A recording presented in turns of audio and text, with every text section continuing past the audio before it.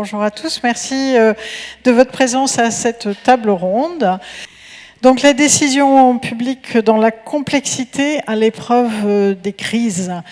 Donc on va dans un premier temps donc avoir, je dirais, poser le cadre, si vous voulez bien, poser le cadre de cette table ronde, et puis ensuite évidemment donner la parole, permettre l'échange donc avec nos trois intervenants que je vais vous présenter, et je poserai le cadre dans un deuxième temps. Donc à ma droite, Jean-Marc Vigilant. Bonjour, merci d'être là. Jean-Marc, donc, vous êtes un militaire de carrière. Vous êtes actuellement, je dirais, un conseiller d'entreprise, de dirigeant d'entreprise. Et vous allez juste peut-être nous donner un tout petit éclairage. Vous êtes l'ancien directeur de l'école de guerre sur votre parcours en quelques mots qui vont éclairer en fait votre présence à cette table ronde cet après-midi. Très bien, merci, bonjour à tous et merci à l'Institut de Sociodynamique de me convier à partager mon expérience et à participer à ces débats. Donc effectivement, depuis 1 an et demi, je suis consultant en stratégie, mais mon dernier poste dans les armées était directeur de l'école de guerre à Paris. Au cours de mon mandat, entre 2020 et 2022, j'ai contribué notamment à la réforme de la formation du haut encadrement militaire, sur la demande du chef d'état-major des armées pour l'adapter à l'évolution du contexte stratégique et à l'apparition des nouveaux champs de conflictualité, tout en renforçant la dimension internationale et européenne de l'école. Je dirais que dans mon parcours, je dirais qu'aujourd'hui j'ai deux passions en quelque sorte, c'est la géopolitique et les nouvelles technologies, avec le souci de la place de l'homme dans ce monde de plus en plus complexe. Et finalement, le fil rouge de ma carrière, ça a été l'engagement, la performance, l'innovation, qui sont un peu des valeurs cardinales du monde aéronautique, aérospatial, avec une très forte composante internationale, puisque j'ai servi près d'un quart du temps de ma carrière à l'étranger, que ce soit expatrié ou en opération ou en mission, sur tous les continents. Mon parcours de cadre dirigeant dans les armées s'est développé dans 5 grands domaines. Le premier, c'est la gestion de crise et le management, en tant que pilote de chasse, en ayant des responsabilités dans différentes unités de l'armée de l'air ou en interarmée, jusqu'à être responsable des forces armées françaises engagées dans une grande coalition internationale au Levant. Le deuxième axe, c'est l'innovation et la transformation des organisations. Ensuite, le conseil politico-militaire au profit d'autorités françaises ou étrangères dans un cadre national ou multinational. Le développement du capital humain et du leadership, notamment en tant que directeur de l'école de guerre. Et enfin, tout ce qui est gestion des risques avec une expérience dans le domaine de l'inspection. Donc voilà, pour toutes ces raisons-là, eh bien, je suis très heureux de pouvoir participer au débat et pouvoir échanger sur les sujets. Merci Jean-Marc. Vous passez le micro peut-être à Olivier Bourras. Donc vous êtes sociologue, directeur de recherche au CNRS, fondateur du Crisis Lab de Sciences Po. Vous allez nous apporter le regard du chercheur dans cette table ronde. Je vous laisse nous dire quelques mots sur vos sujets de recherche, peut-être plus particulièrement en ce moment. Oui, merci. Dans mes recherches et dans le cadre du Crisis Lab, qui a été fondé au printemps dernier, notre intérêt porte d'abord sur les organisations dans la crise, la place des organisations dans les crises.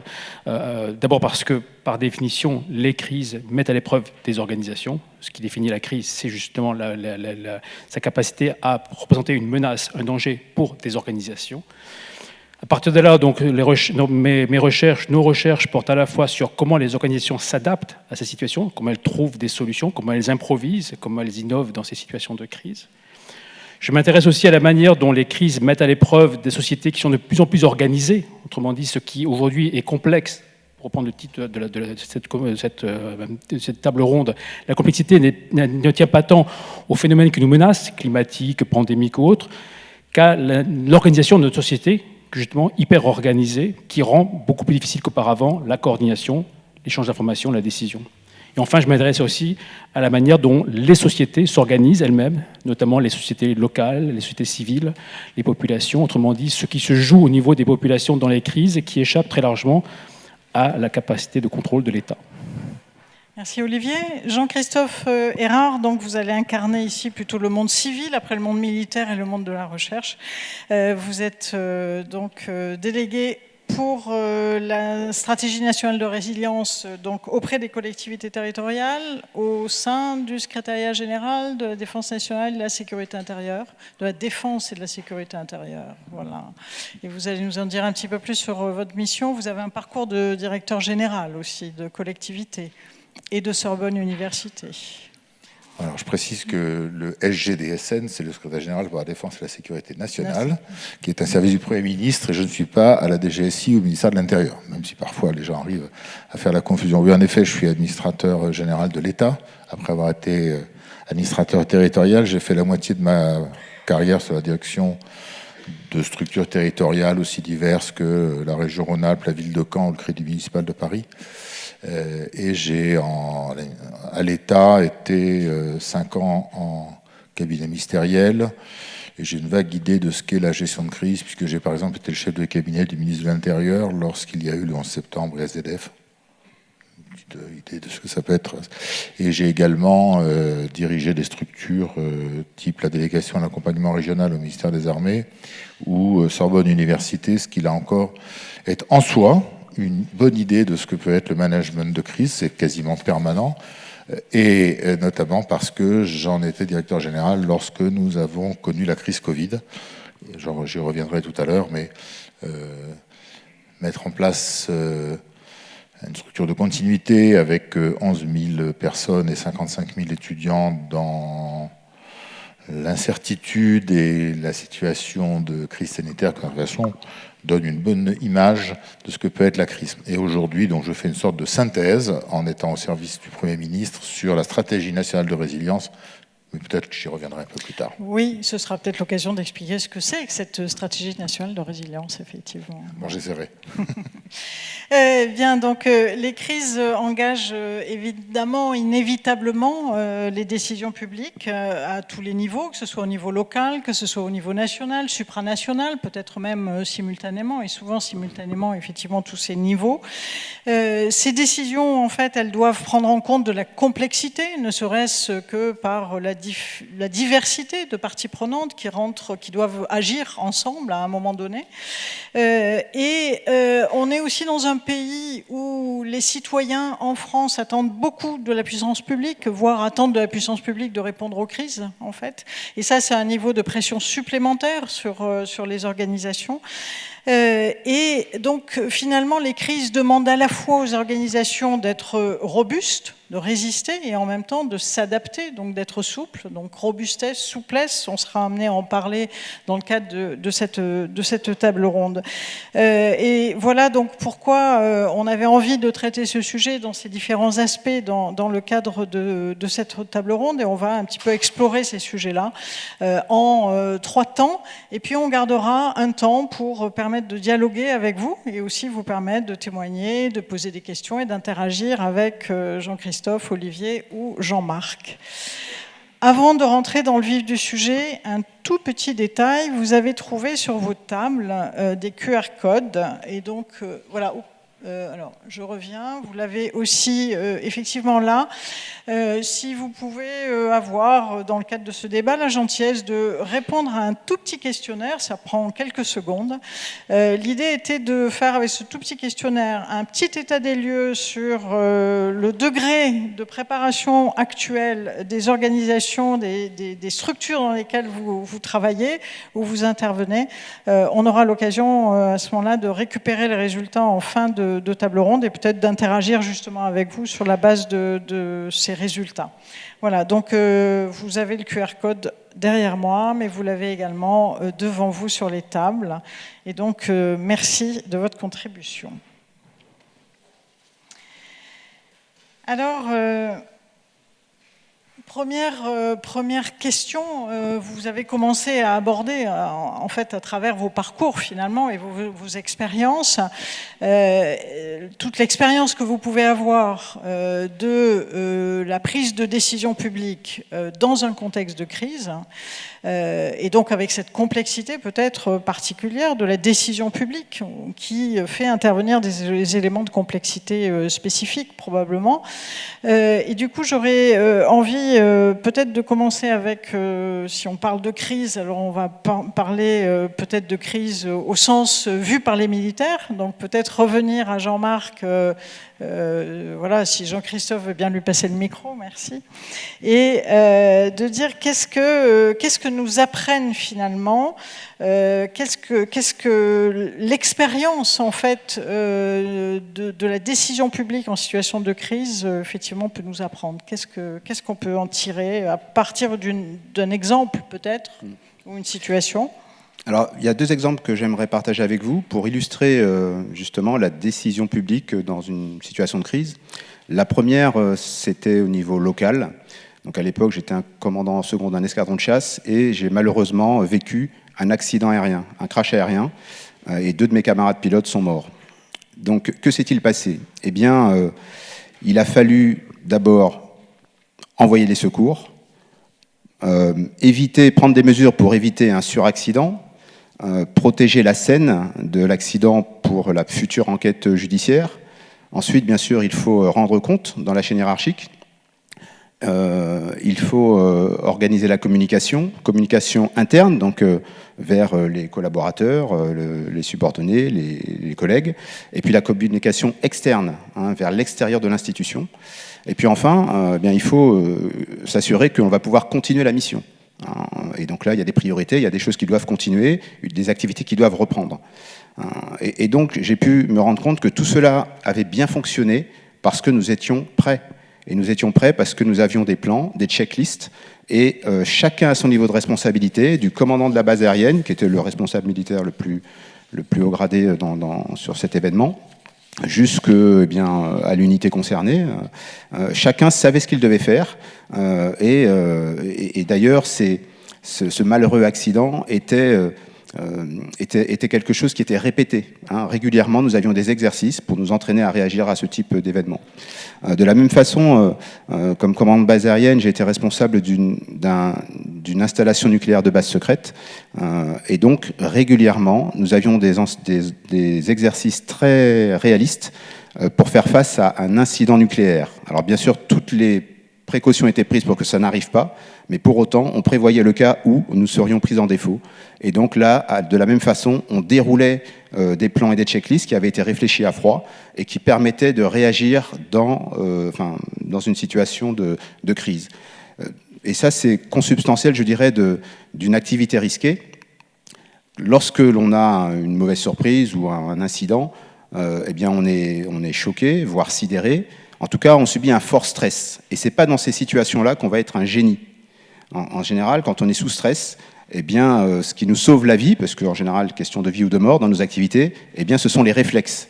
Les réflexes innés, voilà, avec nos qualités propres, et puis les réflexes acquis.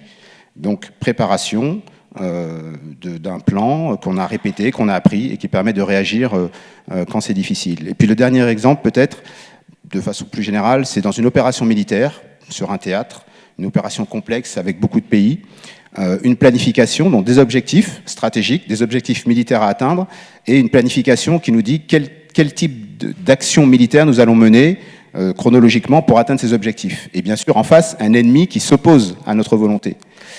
Eh bien, malgré toutes nos prévisions et toute notre planification, nous avons été surpris. Nous avons une surprise stratégique qui n'est pas venue de notre adversaire, en l'occurrence, mais qui est venue d'un allié. Et il a donc fallu adapter cette planification et les opérations. Et on a pu le faire, malgré la complexité, parce que nous avions en place une organisation qui était une organisation de gestion de crise qui déjà fonctionnait. Donc un état-major avec ce qu'on appelle un battle rhythm, donc un cycle décisionnel avec des réunions à étapes régulières pour revisiter les 4 étapes de la décision qui sont l'orientation, l'observation des actions passées, la décision et l'action. Et en fait, en tournant comme ça permet d'avancer dans la gestion d'une crise et de s'adapter en fonction des événements non prévus. Merci Jean-Marc. Alors peut-être la vision maintenant la vision, l'expérience, peut-être l'illustration par Jean-Christophe. Vous êtes arrivé à la direction générale de Sorbonne Université au moment du Covid. Ça a été l'occasion d'éprouver un plan de continuité d'activité, c'est ça? Alors Dieu merci, j'étais arrivé un peu avant, puisque j'ai pris mes fonctions en 2019. Et comme je suis un vieux renard débarqué dans la fonction publique, j'avais demandé à ce qu'on me produise des documents obligatoires, notamment documents uniques de prévention, inventaire, tableau des emplois et plan de continuité d'activité. On les avait tous donnés, mais ils étaient tous incomplets ou pas suffisamment formalisés, notamment le PCA, conduit par le fonctionnaire sécurité défense de l'établissement, était, on va dire, embryonnaire. Et je lui avais demandé de le compléter. Et le président, à l'époque, a trouvé que je perdais un peu de temps, que des choses qui n'étaient pas utiles pour l'activité. Mais la suite nous a montré qu'on avait bien fait et que le plan était particulièrement bien construit. Il faut dire que le FSD de l'établissement était un ancien lieutenant-colonel de la Légion qui avait aussi une bonne expérience des sujets compliqués. Et nous avions absolument couvert la totalité des champs que nous avions à couvrir, c'est-à-dire la diversité des sites et leur ouverture, les services essentiels à maintenir, la mise à jour des annuaires, nos procédures, les fiches réflexes, les disponibilités en moyens matériels et humains. Tout ça a été parfaitement bien fait. On n'avait pas prévu le confinement.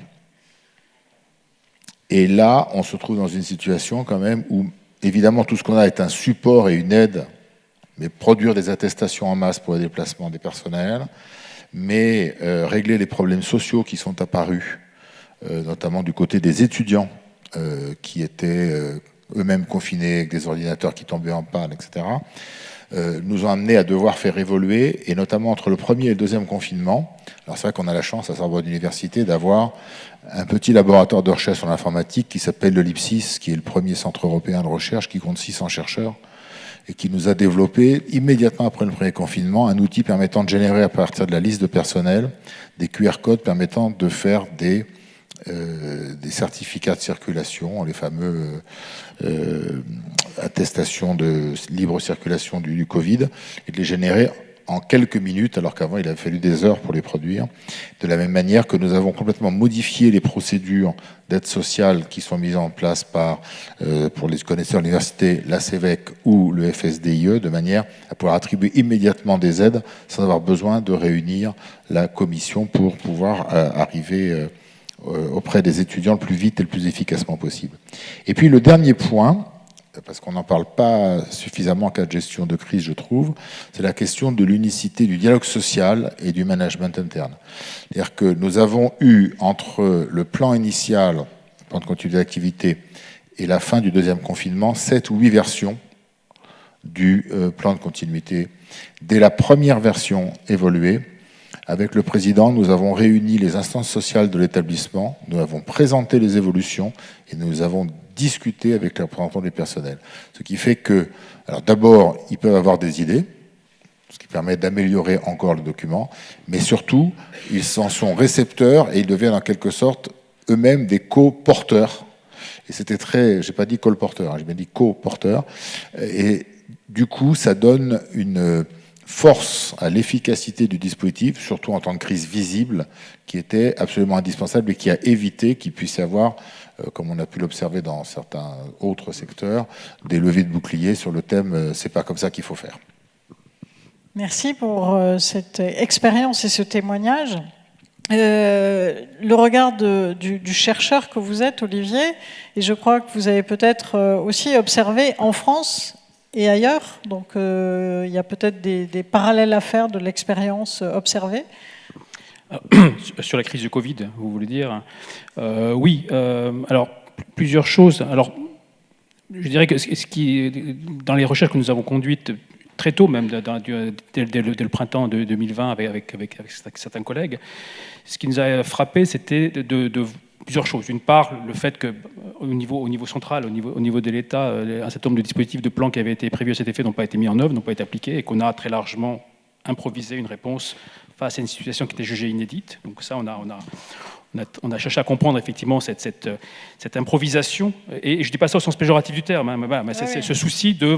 On a exploré quelque chose qui n'était pas prévu. On était dans une logique d'exploration face à quelque chose qui paraissait totalement hors norme, extraordinaire. Plutôt que d'appliquer des dispositifs, des plans dont on jugeait qu'ils n'étaient pas adaptés, on a improvisé, on a inventé, y compris le confinement, donc qui était une solution qui, comme on le sait tous, n'avait jamais été étudiée jusque-là, planifiée. Donc il y a eu une très grande capacité, je dirais, d'exploration qui s'est mise en place, avec l'idée que, voilà, il fallait, dans une situation comme celle-là, il fallait de la souplesse, il fallait de l'agilité, il fallait... Bon. Or, ce qui nous a frappé assez rapidement, et on a conduit pas mal d'enquêtes là-dessus, c'était de voir que des organisations jugées justement rigides, bureaucratiques, incapables d'évoluer, de s'adapter, ont été capables très rapidement, dès le mois d'avril 2020, de trouver des solutions à des problèmes souvent inédits qui survenaient, à mettre en place des dispositifs dont elles nous disaient eux-mêmes, il y a une semaine, il y a 10 jours, il y a 3 jours, on n'aurait jamais imaginé pouvoir faire ce qu'on fait maintenant. Et donc, il y a eu une très grande capacité immédiate, je dirais, d'adaptation de ces organisations, y compris les plus bureaucratiques d'entre elles, que ce soit au niveau central ou au niveau local, face à une situation inédite. Alors, évidemment, la réponse, enfin, l'explication première à ça, c'est de dire oui, mais dans une situation de crise, les gens vont se dévouer, font sens de professionnalisme, mettre de côté leurs différends, font preuve de courage. Oui, c'est vrai, pas tous, mais bon. C'est vrai que... Mais en même temps, ce qu'on a pu observer, c'est qu'un certain nombre d'éléments dans les organisations avaient évolué. Un certain nombre de contraintes, notamment des contraintes budgétaires, des contraintes hiérarchiques, des contraintes bureaucratiques, réglementaires, avaient été levées, partiellement levées, des ressources nouvelles introduites. Et du coup, ça modifiait le fonctionnement de ces organisations. Ça rendait la coopération beaucoup plus facile dans des ensembles qui étaient habituellement traversés par... Au mieux, je dirais, des silos, le cloisonnement, au pire, des conflits. Il y avait justement, dans ces moments-là, des capacités d'adaptation qui étaient rendues possibles, non pas par le dévouement, mais par une modification du jeu des contraintes et des ressources. Et donc ça, c'est quelque chose qui nous a beaucoup intéressés et qu'on a retrouvé effectivement tout au long du printemps 2020 dans beaucoup d'organisations, des hôpitaux, alors les universités que des collègues aussi à nous ont étudié, des ARS, qui ont pourtant été beaucoup décriés, mais qui ont été capables aussi de beaucoup s'adapter, des ministères, des services déconcentrés, bref, une très grande capacité d'adaptation. La seconde leçon sur laquelle je voudrais insister aussi, je l'ai évoqué rapidement tout à l'heure en me présentant, on a souvent eu une vision de cette crise comme ayant été gérée au niveau central, pilotée par le président, ses équipes, on confine, on déconfine, on reconfine, on déconfine, on fait couvre-feu. Bon. En réalité, dans ce récit de la crise, on passe totalement sous silence ce qu'a été la réaction de la société française, les collectivités locales, les associations, les individus, les groupes, enfin bref, les entreprises privées, toute une société qui s'est très vite mobilisée et qui, elle aussi, a dû faire face à des problèmes inédits. Beaucoup d'associations avec des bénévoles, par exemple, ont dû faire face soit au fait que leurs bénévoles étaient des personnes âgées à risque, donc du coup, il fallait trouver d'autres ressources, soit leur public étaient des personnes à risque, et on ne pouvait pas aller les voir. Et donc, en même temps, il fallait pouvoir trouver des moyens de leur apporter des médicaments, des ressources, etc., etc. Là aussi, il fallait adapter. Là aussi, il fallait improviser. Et donc, ce qu'on observe au niveau, je dirais, de la société dans son ensemble, c'est une très grande capacité de mobilisation qui, malheureusement, est passée sous silence dans les discours et les récits que l'on fait de cette crise, mais qui est une réalité et dont on doit tenir compte, je dirais, pour les crises à venir. Ok, merci de votre éclairage et de cet apport. En fait, sur le sujet de la décision publique, si on revient en fait sur le thème de la décision publique, qu'est-ce qu'on peut tirer en fait de ces expériences que vous évoquez, qui permettent de penser qu'on peut s'organiser peut-être différemment ou mieux pour encore mieux éclairer la décision publique demain. Donc tirer les enseignements en fait de tout ce que vous évoquez. J'ai entendu l'importance de la planification, qui est le mantra peut-être des militaires. Finalement, on planifie tout. Hein, et en même temps, la planification aussi chez vous, et en même temps la capacité d'adaptation, et y compris, vous disiez Olivier, on avait des plans, mais on a vu qu'on n'avait pas suivi les plans, et pourtant les choses se sont faites, les décisions ont été prises et les choses se sont faites. Donc si on essaye de tirer un fil par rapport à ça, qu'est-ce qu'on peut se dire en fait qui nous aide en fait à penser comment mieux éclairer la décision publique à partir de ces expériences-là? Qu'est-ce qu'on peut retenir? Est-ce qu'il y a des fondamentaux qui sont valables aussi bien dans le secteur militaire, civil Jean-Christophe? Je crois que les fondamentaux, c'est, tout à l'heure on a employé le terme d'agilité. L'agilité, c'est une composante étonnante entre une grande robustesse, celle des procédures, des processus, de leur analyse, et l'agilité, elle découle de la souplesse à l'adaptation de ces procédures. Et voilà, donc il faut être à la fois un peu comme le chêne et le roseau, où on a bien analysé, bien construit une organisation et des procédures, et savoir faire confiance à une adaptation, à une mise en œuvre souple. Ça me donne l'occasion de parler de la SNR, la Stratégie nationale de résilience, dont chacun d'entre vous naturellement a entendu parler. Donc, non. Bon, alors, donc, rapport parlementaire février 2022, décision du Premier ministre avril 2022, mise en place d'un comité interministériel de la résilience nationale et déploiement d'une stratégie qui va concerner l'ensemble de la société, les entreprises, les collectivités territoriales, les citoyens et les ministères eux-mêmes, évidemment, qui est en train de se dérouler, votre serviteur étant en charge du volet pour les collectivités territoriales. Alors, je ne vais pas vous faire un cours sur la résilience, parce que ce serait trop long, mais schématiquement, c'est l'idée d'avoir une réflexion pour se demander comment on est après avoir pris un choc. Voilà. Qu'est-ce qui se passe? Qu'est-ce qu'on devient? Et comment on réagit? Et comment on revient à une situation, si possible, aussi bonne, voire meilleure que ce que l'on était avant d'avoir pris ce coup de marteau sur la tête. Et donc, sans y voir de malice avec la roue dont parlait Jean-Marc tout à l'heure, là encore, la résilience et cette stratégie se déroulent avec des temps relativement classiques et organisés pour qu'on aille depuis la préparation. C'est quoi la préparation? C'est je m'interroge sur ce que je suis et ce qu'est mon environnement. Je l'observe, je prends conscience de mes vulnérabilités et je me prépare à ce qui pourrait arriver.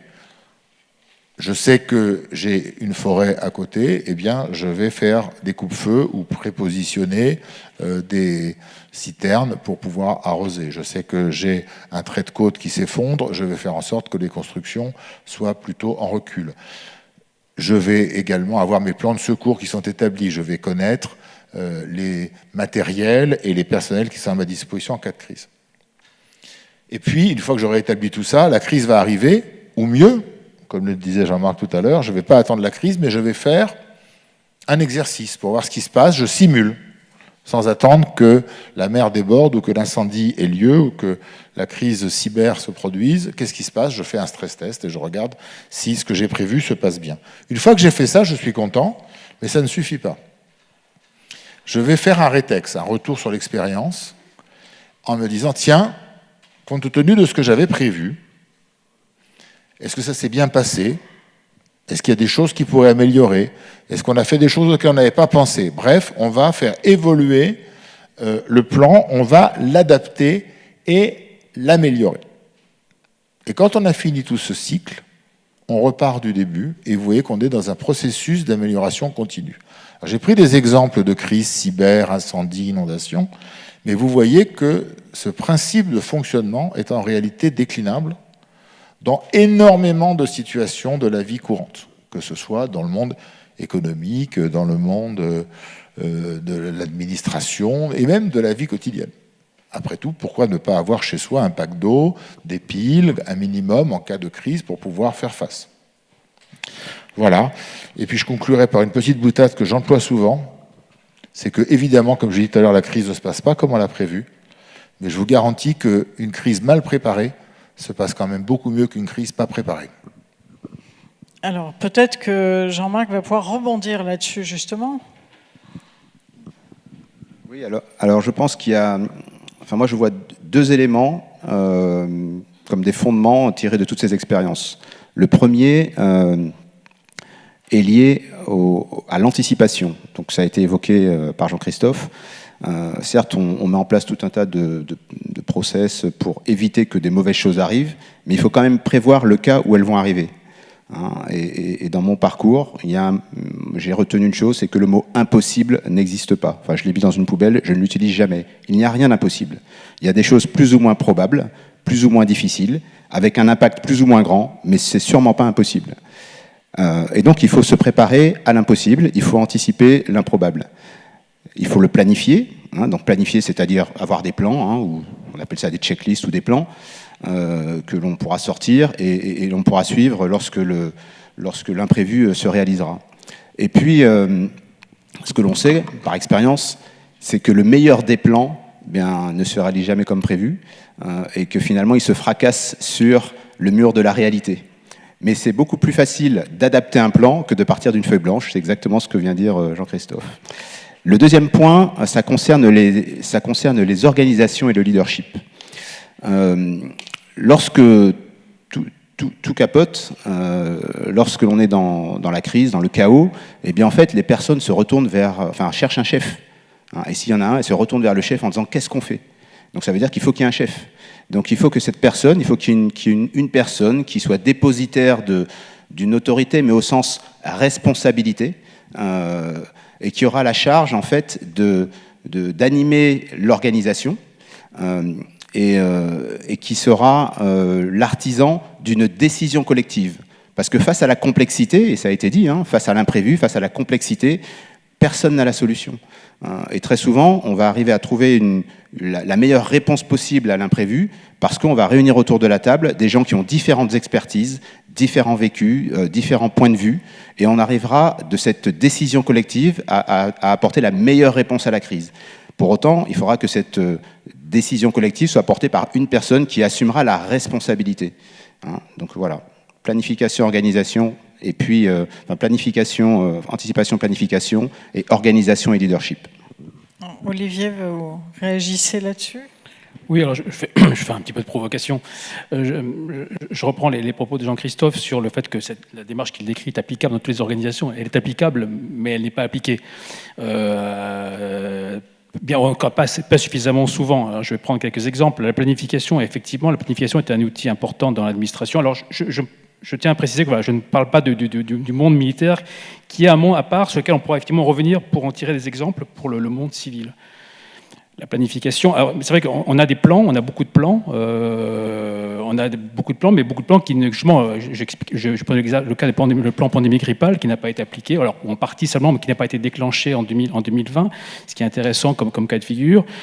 Au niveau des préfectures, vous avez, selon la préfecture, 30, 40, 50, 70 plans hors sec qui sont là pour prévoir tout type de crise, qui sont des très beaux documents bien rédigés, mais tout le monde vous dira que dans la crise, personne n'a le temps d'aller prendre le document et d'aller l'exploiter. Donc le plan, il existe.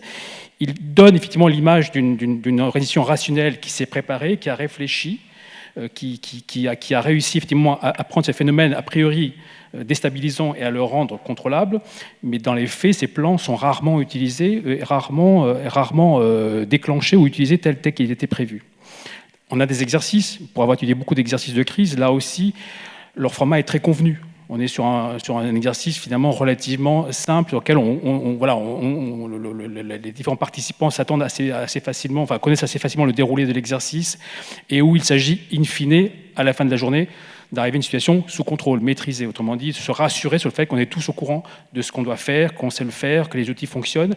Donc l'exercice est très utile pour se familiariser avec les outils, avec les plans, avec les dispositifs. Il ne met pas à l'épreuve, il ne teste pas les limites. Voilà. Et ça, c'est une vraie difficulté qu'on a. Et puis, les retours d'expérience. Là aussi, ils existent. Malheureusement, ils sont rarement mis en œuvre. Pour la crise du Covid, il n'y a pas eu de retour d'expérience au niveau national de la gestion de la crise française. Peu d'administrations centrales, peu d'administrations déconcentrées ont fait des retours d'expérience. Il y en a eu en revanche dans beaucoup d'autres organisations, publiques, privées, collectivités locales, mais l'État n'a pas fait de retour d'expérience. Et c'est souvent le cas sur les grandes crises. Alors on fait des retours d'expérience sur les exercices, mais pas sur les crises. Irma, c'était la même chose. Donc il y a une vraie difficulté. Pourquoi ? Parce que le retour d'expérience, ça demande du temps, ça demande beaucoup de travail, c'est délicat, et en même temps aussi, c'est perçu comme une menace. Ça menace des individus, ça menace des organisations, une menace à leur carrière, à la réputation, des menaces juridiques aussi. Rappelez-vous que dès l'été 2020, des procédures sont engagées contre les ministres devant la Cour de justice de la République. Comment voulez-vous faire un retour d'expérience dans un contexte où il y a des procédures judiciaires en cours ? C'est pas possible. Voilà. Donc de fait, on a une très grande difficulté à tirer des leçons des crises. Et donc ça, c'est pour le coup, ici, il y a un caractéristique de la gestion de crise en France. sur lequel il faudrait réfléchir, mais qui est une vraie difficulté, c'est comment tire-t-on des leçons de ces crises et comment apprend-on. Dernier point, l'anticipation. Là, pour le coup, c'était une fonction aussi qui était jusqu'ici très peu maîtrisée, très peu étudiée, très peu développée dans le cas français, qui est en train justement de se développer avec le SGDSN, avec la DGSGC, pour essayer de réfléchir à cette fonction qui est capitale. Anticiper avant la crise et anticiper pendant la crise. C'est-à-dire que quand la crise se déroule, comment arriver à anticiper les évolutions de celle-ci pour pouvoir se préparer.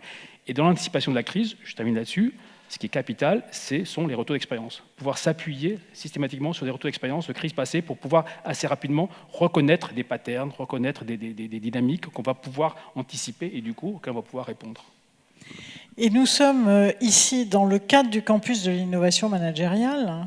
Et donc, si on fait le lien, en fait, et c'est important de le faire, parce que finalement, la résilience, le sujet de la résilience des organisations et de construire des organisations résilientes est un sujet managérial en tant que tel. Ça pose peut-être ce que vous évoquez, la question de peut-être la formation déjà des managers. Est-ce qu'il y a un sujet là-dessus ?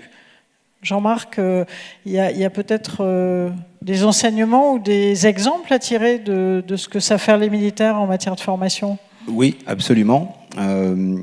Alors, le général de Gaulle disait, à la fin du 19e siècle, il était alors capitaine, et il disait « Préparer la guerre, c'est préparer les chefs ». Et la guerre est sans doute la forme la plus extrême de la crise.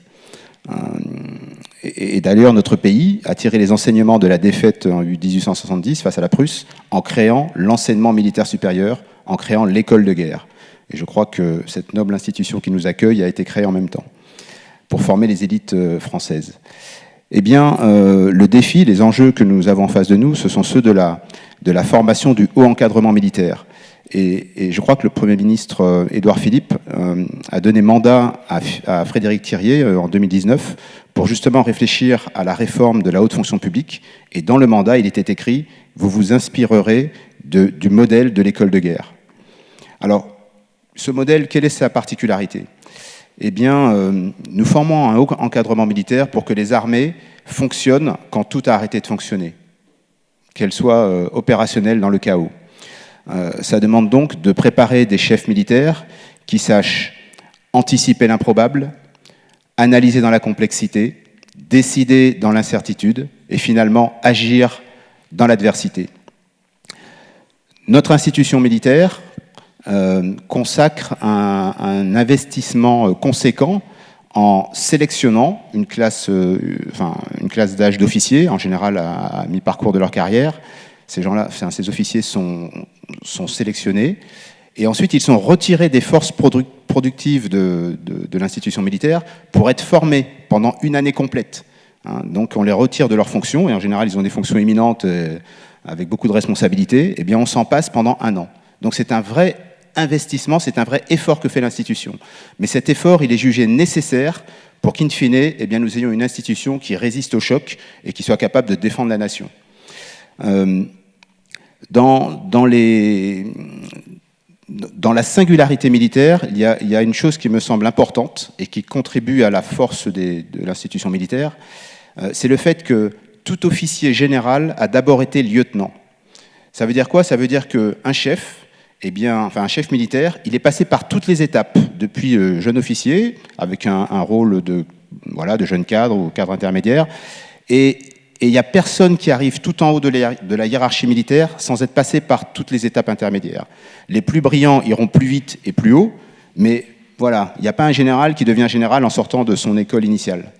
Ça contribue à donner une crédibilité et une légitimité aux chefs militaires, et c'est ce qui garantit la cohésion de la force. C'est-à-dire que le chef, connaissant la vie du soldat, puisqu'il l'a vécu, eh bien, il comprend les problématiques de ses subordonnés, il y accorde toute l'attention nécessaire, et le soldat, sachant que son chef a vécu sa propre vie il y a quelque temps, eh bien, il lui fait confiance. Et la confiance, c'est la clé de la cohésion. Napoléon disait « Il me faut un trait de plume pour faire un préfet, il faut 20 ans pour faire un Lassalle », qui était un des généraux qu'il avait perdu au combat. Après, les officiers que nous avons aujourd'hui, eh bien, ce sont des professionnels expérimentés et des combattants aguerris. mais ils ont tous des parcours très, très différenciés. Hein. Certains sont des ingénieurs de formation, d'autres ont plutôt une formation littéraire, ils ont des métiers très différents, et pour autant, il faut leur proposer une formation qui soit utile. Eh bien, nous avons mis en place, à l'école de guerre, une formation que j'ai appelée à l'époque une pédagogie transformatrice, qui repose sur 3 principes. Le premier, c'est l'ouverture vers les autres armées, donc c'est le creuset de l'interarmée, apprendre aux différentes armées à travailler ensemble. L'ouverture vers l'international, et un tiers de l'école, un tiers des officiers stagiaires viennent d'une 60aine de pays différents. Et enfin, ouverture vers la société civile. C'est pour cela que nous avons quelques dizaines d'auditeurs libres civils. Pourquoi ? Parce que dans le monde complexe d'aujourd'hui, aucune organisation, aucun pays ne peut résoudre seul une crise nationale ou internationale majeure. Il faut donc préparer les partenariats avec d'autres institutions, organisations, personnes, au-delà de notre propre organisation. Le deuxième axe de cette pédagogie, c'est la personnalisation des parcours pour bien prendre en compte, pour adapter la formation aux objectifs et au passé de chacun des stagiaires. Et puis enfin, le dernier item, c'est la responsabilisation. Et donc ces officiers, ils sont mis dans des situations où ils vont conduire des projets qui vont générer du savoir qui ensuite sera partagé avec toute la promotion. Donc ils ne sont pas du tout comme une classe de jeunes étudiants de 20 ans qui vont recevoir un enseignement d'un maître. Ils sont eux-mêmes acteurs de leur propre cursus de formation. Et pour terminer, parce qu'il faut quand même que je passe le micro, pour terminer, dans les savoirs que l'on va apporter à ces officiers, bien sûr des savoirs, et c'est essentiellement de la culture générale. Hein, donc je vous ai dit, certains sont des scientifiques, eh bien, il faut qu'ils développent leurs connaissances en sciences humaines, d'autres ont une formation initiale en sciences humaines, il faut qu'ils aient les clés pour comprendre les mutations technologiques en cours. Ensuite, il y a les savoir-faire, et donc là, on va leur apprendre toutes les méthodes de planification, enfin bref, il y a tout un tas de process qu'ils vont apprendre. Et puis, le dernier point, c'est le développement personnel, c'est le savoir-être. Développement personnel, apprendre à se connaître, apprendre à penser autrement, et ça, c'est l'innovation, c'est pour l'agilité dont nous parlions. Et puis enfin, apprendre à convaincre à l'écrit, à l'oral, et quelles que soient les langues. Voilà. Merci Jean-Marc. Alors Jean-Christophe voulait peut-être réagir à cette dimension, la résilience, acte managérial, enfin en tout cas la résilience des organisations, oui. Sujet managérial. D'abord peut-être corriger une trop facile confusion. La SNR, ce n'est pas la gestion de crise. La résilience inclut la gestion de crise. Mais, comme je l'ai dit tout à l'heure, c'est une vision à 360 degrés. On peut très bien avoir fait une préparation, une anticipation et une organisation la plus robuste possible qui ne soit pas confrontée à une crise. Malheureusement, les temps récents nous démontrent que la question n'est plus tellement de savoir à quel moment on sera confronté à une crise, mais on y sera forcément. Si ça va arriver là, et surtout dans quel domaine elle sera, parce qu'elle peut être économique, elle peut être sociale, elle peut être cyber, elle peut être dans la désinformation, elle peut être une catastrophe naturelle, elle peut être une catastrophe sanitaire. En fait, il faut rendre permanent la posture de gestion de crise. Aussi, il faut partir du principe qu'on sera meilleur si on s'est réfléchi face à une menace, à une vulnérabilité, à une crise, quelle qu'elle soit. Et c'est ça qui est intéressant. C'est qu'au lieu de raisonner dans un monde de paix traditionnel, alors pas citation pour citation, on connaît aussi celle de l'école de guerre, si tu veux, la paix prépare la guerre, et c'est vrai que c'est parce que l'on va pousser au plus loin le risque potentiel pour l'organisation qu'on va rendre cette organisation la meilleure possible. C'est en ce sens que le travail de la SNR est une posture managériale évidente et qu'elle peut servir à l'ensemble des managers dans leur activité.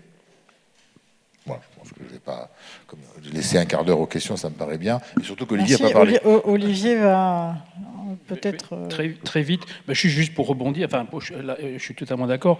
C'est vrai qu'aujourd'hui, pendant longtemps, on a vécu sur l'idée que la crise était un moment ponctuel, qui sortait de l'ordinaire. Une organisation rencontrait une crise, activait une cellule de crise, on allait gérer la situation pendant quelques jours et après on allait revenir à la normale. Ça, c'est fini. Voilà. Donc, mais du coup, au-delà de dire que la crise est devenue quelque chose de permanent, de récurrent, c'est l'idée aussi que la frontière aujourd'hui entre situation de crise et fonctionnement ordinaire est de plus en plus floue. Et on l'a vu pendant la crise du Covid. Pendant 2 ans et demi, on ne savait plus très bien si on était encore en crise. Au printemps 2020, oui, on était en crise. À partir de l'automne, on n'était plus vraiment en crise. Le fonctionnement ordinaire était revenu. En même temps, on était quand même dans une situation normale. Et donc, on était en quelque chose qui était extrêmement flou. On l'a connu ensuite avec d'autres événements dans le monde, et on va de plus en plus vers des situations dans lesquelles cette frontière entre crise et ordinaire devient extrêmement labile, floue, et donc nécessite précisément ces capacités d'adaptation. Ce qui veut dire quoi? Ça veut dire aussi que justement, on ne peut pas penser la crise en confiant la réflexion, comme c'était fait jusque-là, à un service, un département qui va être en charge d'élaborer les plans, d'organiser l'exercice et tout. Il faut penser la crise à l'échelle de l'ensemble de l'organisation. Ce que vous avez décrit pour l'université Sorbonne, c'est exactement ça. C'est-à-dire on pense la crise, et c'est ce qu'on a vu dans la crise du Covid. Ce qui était intéressant dans la crise du Covid, c'est que dans beaucoup d'organisations, les services en charge de la gestion de crise étaient mis sur la touche, et c'est le reste de ces organisations, tous ceux qui effectivement avaient des activités de production, de services, qui étaient amenés à se réinventer et à trouver des solutions à des problèmes inédits. Et c'est ça, donc du coup, c'est effectivement, vous avez raison, c'est un problème managérial au sens où il faut penser aujourd'hui des organisations qui vont être confrontées de plus en plus à des situations qui vont les mettre à l'épreuve, qui vont représenter des menaces pour elles, qu'elles vont donc devoir affronter, mais sans pouvoir changer de registre brutalement, crise ordinaire crise, mais au contraire dans quelque chose de beaucoup plus flou. Merci. Alors, on va peut-être donner la parole aussi à la salle, et pendant que peut-être 1, 2 ou 3 questions se préparent, merci. Donc, on vous avait donné la possibilité de nous dire où en étaient vos structures par rapport à la planification, et notamment le plan de continuité d'activité.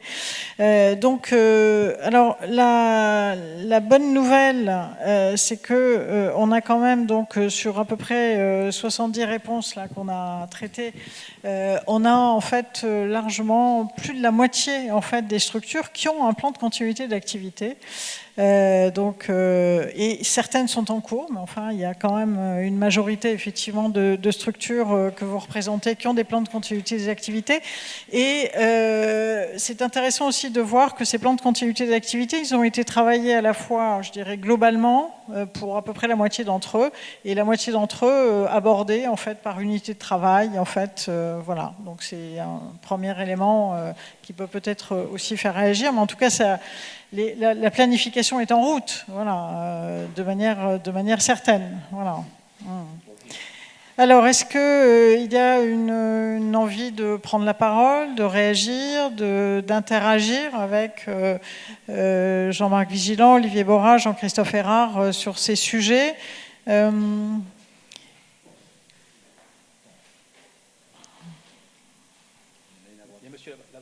Alors, est-ce qu'on peut emmener un micro si vous levez? Voilà, vous levez pour qu'on vous voit bien. Merci.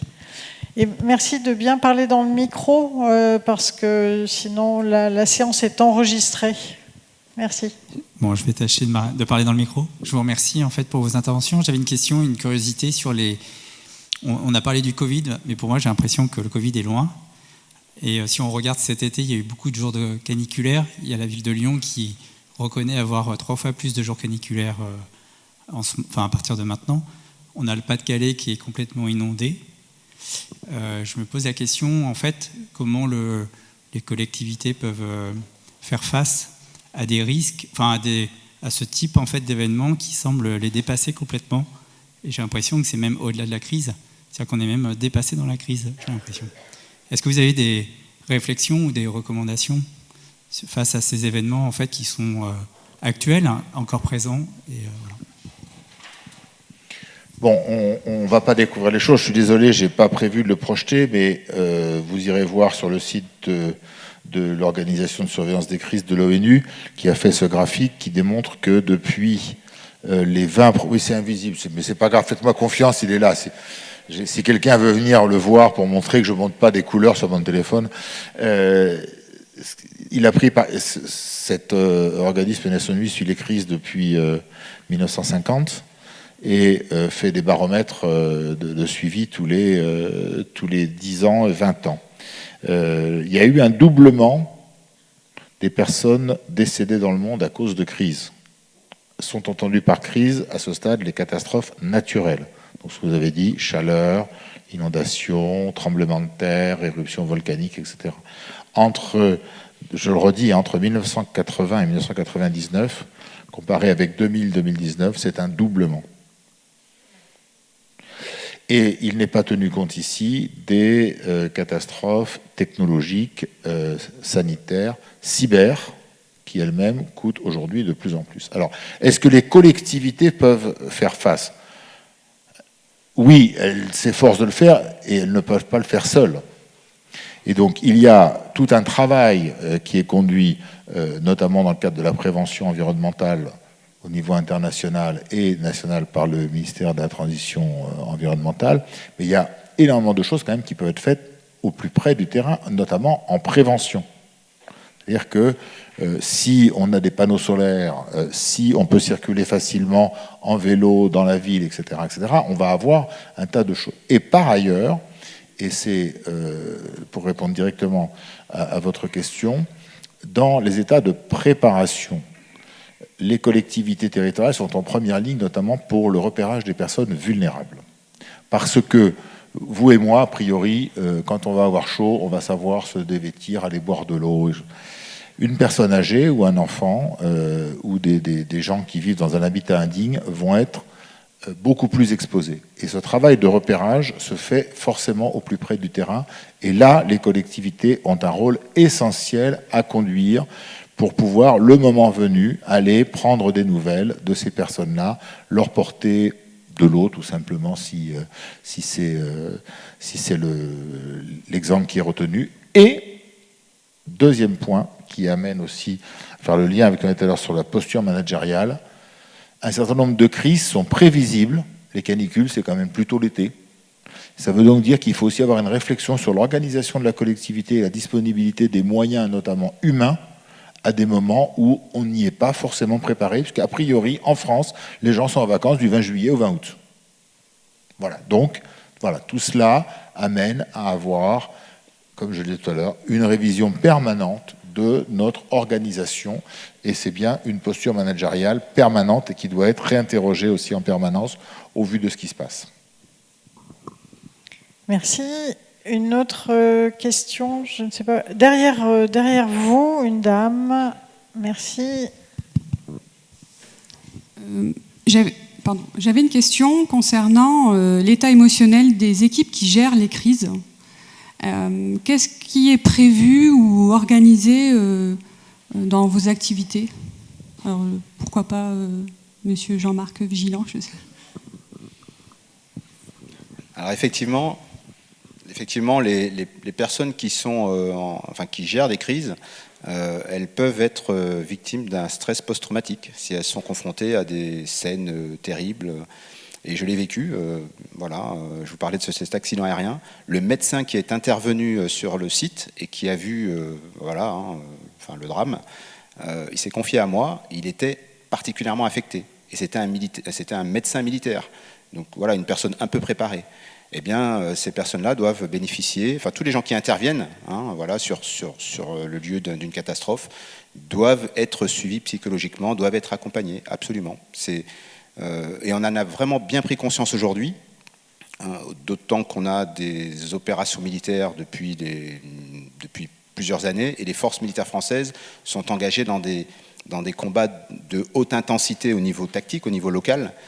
Et donc, nos militaires ont tous été confrontés, et puis des civils également, que ce soit des otages ou des gens qui, pour une raison X, se sont retrouvés dans des situations dramatiques.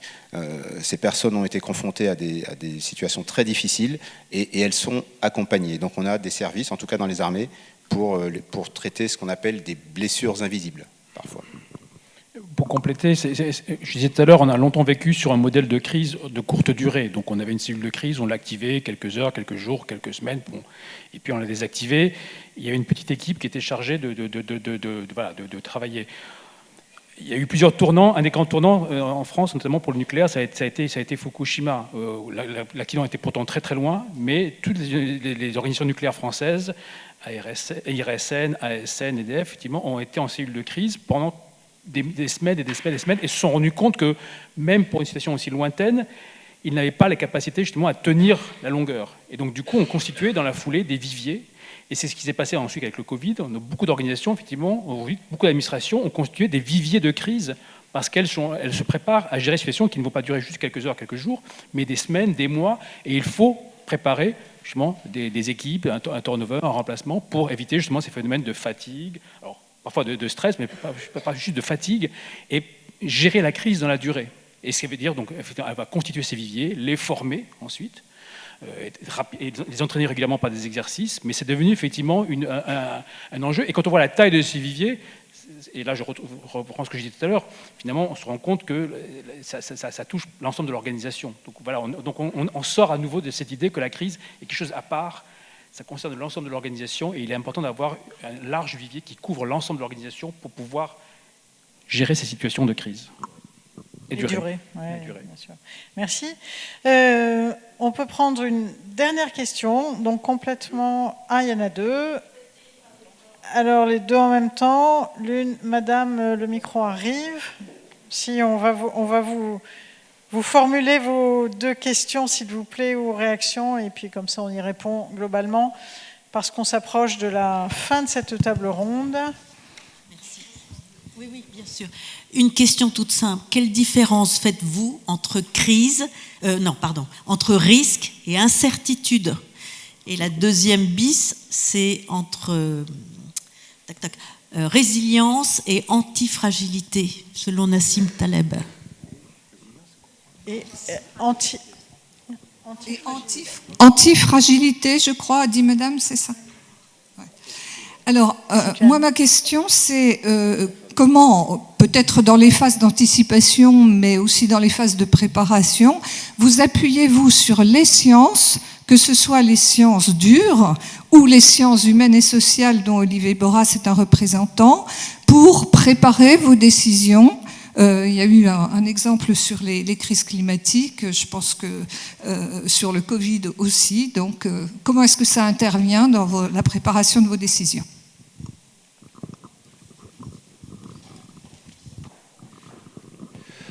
Alors, très rapidement, les définitions, il y en a une, je ne sais pas répondre, antifragilité, résilience, je laisserai Olivier Boras, dont la science sera c'est très nettement supérieure à la mienne sur le sujet. Sur crise, incertitude, on pourrait rajouter aléa et on pourrait rajouter menace. On a à chaque fois des définitions extraordinairement précises. Le risque, c'est quelque chose qui va se produire. On a identifié un risque, par exemple. J'ai pris plein d'exemples tout à l'heure sur des risques cyber, naturels, etc. Donc on voit bien à l'intérieur. L'incertitude, c'est plutôt quelque chose qui est dans le domaine... On a un risque qui peut être incertain. C'est-à-dire que l'aléa de sa réalisation, le moment où ça va se produire, est une incertitude. Le risque, il est dans le champ de son repérage, qu'il soit technologique ou naturel. Voilà. Après, à quel moment va-t-il se réaliser? C'est une incertitude. Voilà. Oui, effectivement, un risque est inhérent, alors qu'une menace, il y a une intention derrière. Il y a une intention derrière, il y a quelqu'un qui vous veut du mal. Et l'incertitude, c'est sur les circonstances.